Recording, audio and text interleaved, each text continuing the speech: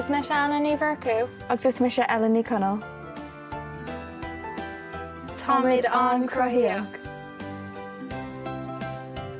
Rin mar beagán Íomhar Eva ar na héadachtaí atá círeasóir ar an dtimpeallacht.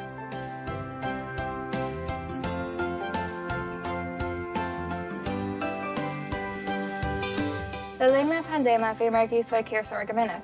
Bhí mar ar mórdeána síos roimh agus tar éis gach rám.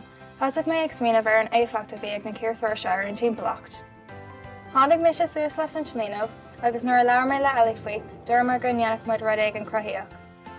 Chumar isteach san Comórtas Ealaín agus formar an dúis Gaeilge. Bhíar mar an bhródú. Ar dús, tar mé amach na pictóirí go léir agus dearm isteach iad. Agus an sin chur mé corclóir ar an cúil agus chur mé blúteach ar magnéid cníd grama le chéile. An sin, chum siú iad ar chlórbáin agus chur mé rinne mé scamal agus bhean eile agus is fé le chuid ar sin.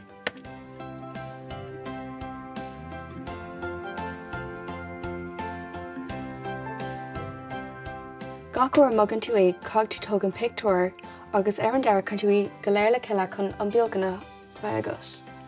Tá thar sé chuig Victoria gom chun an beagana dhéanamh. Thug sin timpeall 5 uair cloig chun an beagana dhéanamh. Is me se Anna Agus is me se Ellie agus cruthaíoch míad.